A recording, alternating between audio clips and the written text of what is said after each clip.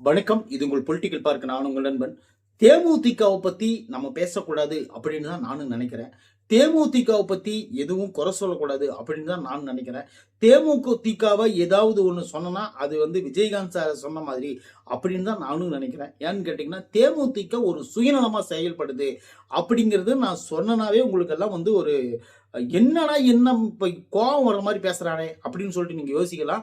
இது அந்த கட்சியோட நிலைப்பாடா கூட நீங்க பாருங்க. ஏன்னா நீங்க வெளியில இருந்து பாருங்க. நீங்க கட்சியில இருந்து ஓகே நம்ம அந்த கட்சியில் இருக்கிறோம் அப்படிங்கிறதுக்காக நாடி நரம்பு சதை புத்தி எல்லாம் ஊறி போன ஒருத்தனால தாண்டா இப்படி எல்லாம் யோசிக்க முடியும்னு நினைச்சு நீங்க கோவப்படாதீங்க. அந்த கட்சியில இருந்து கொஞ்சம் வெளியே அந்த கட்சியை பாருங்க. அப்பதான் உங்களுக்கு அந்த என்னன்னு தெரியும். விஜயகாந்த் சார் இருந்தவர்களும் அந்த கட்சியோடைய நிலைப்பாடு வேற, இன்னைக்கு நிலைப்பாடு வேற அப்படிங்கிறது உங்களுக்கு தெரியும். உங்களுக்கு கண்டிப்பா தெரியும். மனசாட்சி இருக்கிற ஒவ்வொருத்தருக்கும் அது தெரியும். சரி ஓகே, தேமுதிக பத்தி என்னடா நீ சொல்ல போறான்னு சொல்லிட்டு தானே யோசிக்கிறீங்க. அவங்க 2 தொகுதிகள் கேட்டிருக்காங்க. அந்த 2 தொகுதியில் மிக மிக முக்கியமான தொகுதிகளை கேட்டிருக்காங்க. அது என்னன்னு பார்த்துருவோம் அந்த வீடியோக்குள்ள. அதனால அவங்களுக்கு என்ன யூஸ் அப்படிங்கறது பார்த்துருவோமே. இப்ப பாத்தீங்கன்னா அதாவது ராஜ்யசபா சீட் ஒதுக்கிட்டாங்க. ஏன் ராஜ்யசபா சீட்ல உட்கார்ற அளவுக்கு என் தம்பிக்கு தகுதி இல்லையா? ஆளுக்கு கலாய்க்கிறீங்க. என் தம்பி என்ன சாதாரண ஆளா? என் தம்பிக்கு தான் ராஜ்யசபா சீட்டு. அந்நியர் சொன்ன வீடியோ வலைதளங்கள் இருக்கு. நீங்க யோசிக்கவே யோசிக்காதீங்க. அதை நீங்க போய் பாருங்க. சரி ஓகே, அடுத்தது என்னன்னு பாத்தீங்கன்னா சுதீஷ் அவர்களுக்கு அந்த சீட்டு ஒதுக்கியாச்சு. சுதீஷ் அவர்களை நான் சாதாரணமா மதிப்பிடல. அவர் விஜயகாந்த் சார் பற்றி நிறைய படங்கள் எடுத்திருக்காரு. அவர் விஜயகாந்த் சாரோட வளர்ச்சிக்கும் அவரும் ஒரு உறுதுணையா இருந்திருக்காரு அப்படின்னு சொல்லிட்டு எனக்கு நல்லாவே தெரியும். அப்புறம் பாத்தீங்கன்னா சுதீஷ் சாருக்கு இந்த பதவி கொடுக்கறதுக்கு அவருக்கு தகுதி இல்லையா, அருகதி இல்லையா, அப்படியா இப்படியான்னு சொல்ற ஆட்களுக்கும் நான் சொல்றேன். என்னன்னு பாத்தீங்கன்னா அவரும் ஒரு அரசியல்வாதி தானே. அவருக்கும் அந்த ஆசை இருக்கும்ல. அவரும் அந்த கட்சிக்காக உழைச்சிருக்காருன்னு சொல்லிட்டு உங்களுக்கு எல்லாத்துக்கும் தெரியும். இனி வருங்காலங்களில் கூட பிரேமலதா அம்மா தலைவரா, அதாவது இந்த கட்சியோட தலைவரா சுதீஷ் அவர்களை சொல்றதுக்கு கூட வாய்ப்பு 100% இருக்குன்னு சொல்லிட்டு தேமுதிக வட்டாரங்களுக்கே தெரியுமா தெரியாதா? தெரியும். ஏன்னு கேட்டீங்கன்னா விஜய் பிரபாகரனுடைய வாய்ஸ் இப்ப கம்மி ஆயிட்டு இருக்குது. அதுக்கு காரணம் என்னன்னு பாத்தீங்கன்னா விஜய் பிரபாகரனுக்கு திமுகவில் சேர்ந்தது அவருக்கு ஒரு சின்ன மன உளைச்சலை ஏற்படுத்தி இருக்குது அப்படிங்கிறது பிரேமலதாமாவுக்கு மட்டும் இல்ல, சுதீஷுக்கு மட்டும் இல்ல, அங்க இருக்கிற செயலாளர், பொருளாளர், மாவட்ட செயலாளர், துணை கடைசி தொண்டவர்களுக்கு தெரியுமா தெரியாதா? தெரியும். ஏன்னு கேட்டீங்கன்னா விஜய் பிரபாகரன் கட்சியில ஜாயின் பண்ணும்போது வரல, திமுக ஜாயின் பண்ணும்போது வரல, ராஜ்யசபா சீட்டுக்கும் வரல, இப்ப சமீப காலமா வெளியே வர்றதே கிடையாது. வாய்ஸே தெரியல. ஒருவேளை பிரச்சாரத்துக்கு என கூட்டிட்டு வரல வாய்ப்பு இருக்கு. ஏன்னு கேட்டீங்கன்னா நம்ம கட்சி தொண்டர்கள் சோர்ந்துடக்கூடாது அப்படிங்கிறதுக்காக நான் வெளியே வந்துட்டேன் அப்படின்னு சொல்லிட்டு காட்டுறதுக்காவது அவர் வெளியே வருவாரு அப்படின்னு சொல்லிட்டு நான் நம்புறேன். சரி ஓகே, ஏப்பா என்னப்பா அப்படி ஒரு தப்பு செஞ்சிட்டாங்க தேமுதிக அப்படின்னு சொல்லிட்டு நீங்க யோசிச்சுக்கிறீங்க தானே.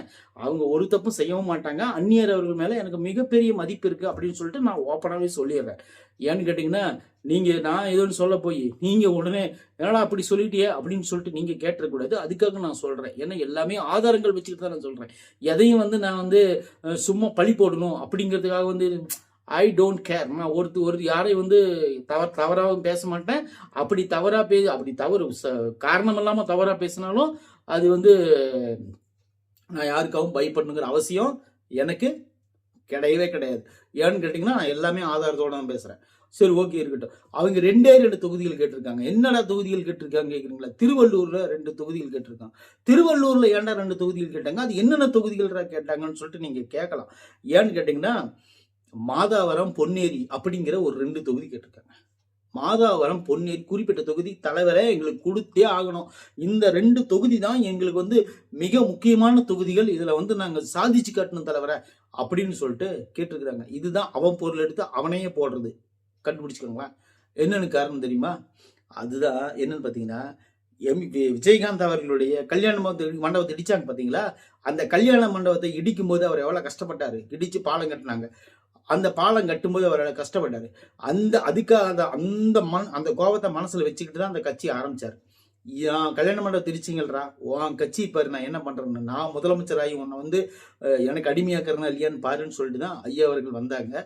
அவருடைய சூழ்நிலை என்னவோ தெரியல, உடம்பு சரியில்லாம போய் ரொம்ப டவுன் ஆகி மன உளைச்சல் பட்டு ஐயா காலமானது மிகப்பெரிய வருத்தத்தை அளிக்கிறது. சரி ஓகே, இருக்கட்டும்.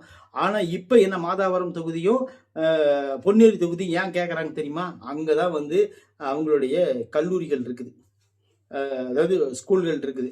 அந்த ஏரியாவில் அதை வந்து நம்ம எப்படியாவது ஒன்று growth பண்ணணும், அந்த எந்த ப்ராப்ளமும் இல்லாமல் பார்த்துக்கணும்னா நம்ம அந்த ஏரியாவில் வந்து தொகுதி அமைச்சராவோ எம்எல்ஏவோ அந்த இடத்துல இருந்தோம்னா தான் அந்த தொகுதியில் இருக்கிற நம்மளோட பள்ளிக்கூடத்தை கல்லூரியை வந்து growth பண்ண முடியும். அது போக அங்கே அவங்களுக்கு ஒரு பெரிய நிலம் இருக்கு, அந்த நிலத்துல கொஞ்சம் சின்ன பிரச்சனை இருக்கு, அந்த பிரச்சனையும் தீர்த்துக்கிறதுக்காக தான் இப்போ அவங்க வந்து முக்கியமான இந்த சப்ஜெக்டை வந்து சொல்லியிருக்கிறாங்க அப்படின்னு சொல்லிட்டு அரசியல் வட்டாரங்கள் சொல்லப்படுது அப்படின்னு சொல்லிட்டு நான் சொல்றேன். அது நம்பிக்கை இல்லைன்னு சொன்னா நீங்க வந்து எங்க பார்த்தா எப்படி தெரியும் அப்படின்னு சொல்லிட்டு குறுக்கு கேள்வி கேளுங்க, நான் வந்து அதுக்கு நான் பதில் சொல்றேன். கீழே கமெண்ட்ல கேளுங்க, நானும் பதில் சொல்றேன். சரி, ஓகே.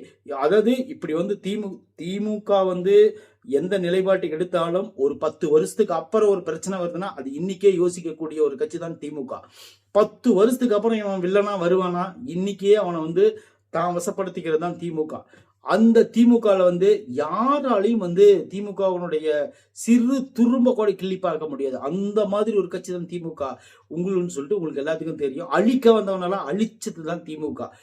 திமுகனா சாதாரணமா ஏதோ ஒரு 3 எழுத்து, அதுல வந்து ஐயா ஸ்டாலின் அவர்களுடைய உருவம் தான் முக்கியமான பிரதிபலிப்புன்னு சொல்லிட்டு நினைக்காதீங்க.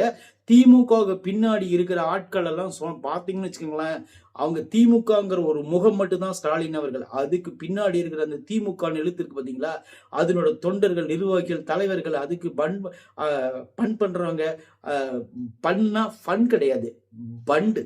அதாவது பணம் ஒதுக்குறவங்க, அதுக்கு கட்சி நடத்துறதுக்கு யார் யார் உந்துதல் இருக்கிறாங்க, இதையெல்லாம் பின்னாடி இருந்து நீங்க பாத்தீங்கன்னு வச்சுக்கீங்களேன், மிரண்டுருவீங்க. திமுகன்னு பேர சொல்றதுக்கே தமிழ்நாட்டில் நிறைய பேர் நடுங்குவாங்க. இன்னைக்கும் வந்து திமுக ஒரு ஆளை நினைச்சதுன்னா அந்த ஆளை கண்டிப்பா நம்ம தூக்கணும், அந்த ஆளை வந்து நம்ம வந்து தனக்கு அடிபணியை வைக்கணும்னு நினைச்சதுன்னு வச்சுக்கோங்களேன், எந்த எல்லைக்கும் போவாங்க. எந்த எல்லைக்கும் போய் அந்த ஆளை அடிமணி வச்சு அந்த ஆளை கூட எடுத்து தன்னோட நண்பனா ஏத்துக்குவாங்க. அதுதான் திமுக. திமுக வந்து எந்த கட்சியும் சாதாரணமா நினைச்சிடாதீங்க. திமுகவுக்கு அவ்வளவு ஒரு பவர்ஃபுல் இது இருக்கு, ஒரு கெப்பாசிட்டி இருக்கு அப்படின்னு சொல்லிட்டு நான் நம்புறேன். என்னை போல இருக்கும் நிறைய பேர் நம்புவாங்க, சில பேர் நினைச்சுக்குவாங்க என்னமோ திமுக அப்படின்னா ஒரு சாதாரண ஒரு கட்சி தான், ஈஸியா அழிச்சிடலாம், முடிச்சிடலாம், கொண்டலாம் அப்படின்னு சொல்லிட்டு கட்சி சொல்றேன் முடிச்சிடலாம் அப்படின்னு சொல்லி நினைப்பாங்க. முடியவே முடியாது. திமுகங்கிறது வந்து ஒரு சாதாரண விஷயம் கிடையாது. அது திராவிடத்தினுடைய கொள்கை ஏற்றனால சொல்றேன். அந்த அளவுக்கு வந்து ஒரு கெப்பாசிட்டியான கட்சி. அந்த கட்சிக்கே அதுதான் கொடுக்குன்னு நினைக்கிறாங்க பாருங்க தேமுதிக. அதுதான்டா ட்விஸ்ட். அவன் பொருள் எடுத்து அவடையே போடுறது, அதுதான் அந்த விஷயம், நான் சொன்ன விஷயம். ஏன்னு கேட்டீங்கன்னா திருவள்ளூர் 2 தொகுதி கேட்டது வந்து அவங்களுக்கு மொத்தம் 6 தொகுதி ஒதுக்கி இருக்காங்க, அதுல அந்த 2 தொகுதி கேட்டிருக்காங்க அப்படிங்கிறத ஒரு சிறப்பு. இதனால தன்னுடைய இடத்துல இருக்கக்கூடிய சில பிரச்சனைகளை தீர்த்துக்கணும், அந்த இடத்துல நம்ம கெப்பாசிட்டி காட்டணும் அப்படிங்கிறதுக்காக இப்ப அந்த இடத்த அவங்க கேட்டிருக்கிறாங்கன்னா, இப்ப அதுல இருந்து என்ன தெரியுமா, திமுக ஆர்டர் போடுற சூழ்நிலையில் வந்து தேமுதிக வந்துருச்சு அப்படின்னு சொல்லிட்டு நம்ம நினைக்கிறோம். ஆனா ஒரு விஷயம் சொல்லட்டுமா, அந்த இடத்துல அவங்களுக்கு கொடுத்தா கூட அவங்களுக்கு ஒரு ட்விஸ்ட் வச்சுதான் அந்த திமுக கொடுக்குமா தவிர, நீங்க வந்து டைரக்டா போய் நான் வாங்கிட்டேன், மாதாவரம் நம்மளுது தான், பொன்னேரி நம்மளுது தான், இங்க என்ன வேணாலும் பண்ணிக்கலாம், ஒன்றும் பிரச்சனை இல்லை, என்ன அப்படி நினைச்சுன்னு வச்சுக்கோங்களேன், அழகா கூப்பிட்டு முடிச்சுட்டுருவாங்க. அதுதான் ஒரு திமுக.